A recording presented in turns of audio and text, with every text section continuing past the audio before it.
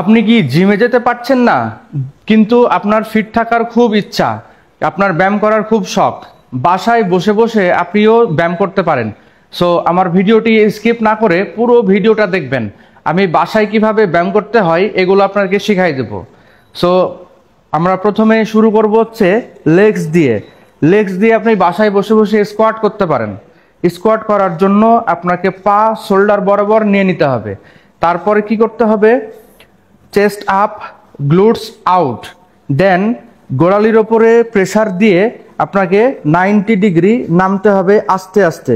উঠার সময় একটু ফাস্ট উঠবো, খেয়াল রাখবো যেন নামার সময় আমার হাঁটু সামনের দিকে না যায়। সামনের দিকে গেলে কিন্তু হাঁটুতে ব্যথা হবে। তারপরে আর একটা লেগসের ওয়ার্কআউট করতে পারবেন, সেটা হলো ক্যাপ রেইজ। ক্যাপ রেইজ করার সময় পায়ের ডিস্টেন্স এমন থাকবে, দেন আপনি উঠবেন আর আস্তে আস্তে নিচে নামবেন। উঠার সময় একটু ফাস্ট, নামার সময় স্লো। এটা করলে আপনি ক্যাপ রেইজের ওয়ার্কআউট করতে পারবেন। এখন আসি চেস্টের ওয়ার্কআউট, বাইসেপের ওয়ার্কআউট, শোল্ডারের ওয়ার্কআউট, ব্যাকের ওয়ার্কআউট। এগুলো করতে হলে আপনাকে হাতে কিছু একটা ওজন নিয়ে নিতে হবে। সো আমার তো এখানে জিমের মধ্যে আমি 2.5 কেজি ডাম্বেল নিয়ে নিলাম। তো আপনাদের কাছে যদি ডাম্বেল না থাকে তাহলে আপনারা পানির বোতলও ইউজ করতে পারেন। বেঞ্চ প্রেস করার জন্য আমরা ফ্লোরে শুয়ে যাব, দেন একটা ওজন নিয়ে একটু ফাস্ট উঠাবো, নামার সময় আস্তে আস্তে নিচে নামাবো। এটা করলে আমাদের হচ্ছে মিডিল চেস্টে কাজ করবে। আবার এটা দিয়ে আপনি ফ্লাইও করতে পারবেন। এভাবে সোজা করে হাত নিয়ে আস্তে আস্তে নিচে নামালাম, উঠানোর সময় একটু ফাস্ট উঠাবো, স্লো নামাবো, একটু ফাস্ট উঠাবো। এখন শোল্ডারের জন্য আমরা শোল্ডার প্রেস করব। চেয়ারে এভাবে বসে পড়বেন, বসে হাতে যে ওয়েটটা থাকবে সেই ওয়েটটা নিয়ে শোল্ডার প্রেস করব। উঠানোর সময় এইটুকু উঠাবো, নামানোর সময় কান বরাবর ওয়েটটাকে নামাবো। উঠানোর সময় ব্রিথ আউট, নামার সময় ব্রিথ ইন। আমরা যদি মিডিল শোল্ডার করতে যাই তাহলে আমাদেরকে কি করতে হবে, সাইড রাইজ করতে হবে। সাইড রাইজ করার জন্য ডাম্বেলটাকে এইভাবে নেবেন, নিয়ে এইভাবে উঠাতে হবে। নামার সময় ব্রিথ ইন, উঠার সময় ব্রিথ আউট। মনে রাখবেন করার সময় যেন হাত এভাবে সোজা না হয়ে যায়, হাতটাকে একটু বাঁকায় রাখতে হবে। Breathe out, breathe in. তাহলে গেল আমাদের ফ্রন্ট শোল্ডার, মিডিল শোল্ডার। এখন আমরা করব হচ্ছে রিয়ার ডেল।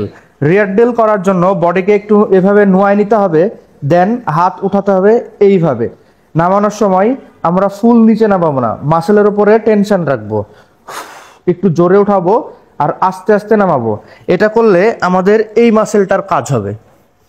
এখন আমরা বাইসেপ যদি করতে যাই তাহলে আমরা ডাম্বেল দিয়ে বাইসেপ কার্ল করতে পারি। বাইসেপ করার জন্য ওয়েটটাকে ধরে নেবেন, আর্মসটাকে বডির সাথে ফিক্সড রাখতে হবে, দেন দুইটা একসাথে উঠাবো। Breathe out, breathe in. নামানোর সময় এটাকে আবার ফুল নামায় ফেলবো না, একটু মাসেলে টেনশন রাখবো।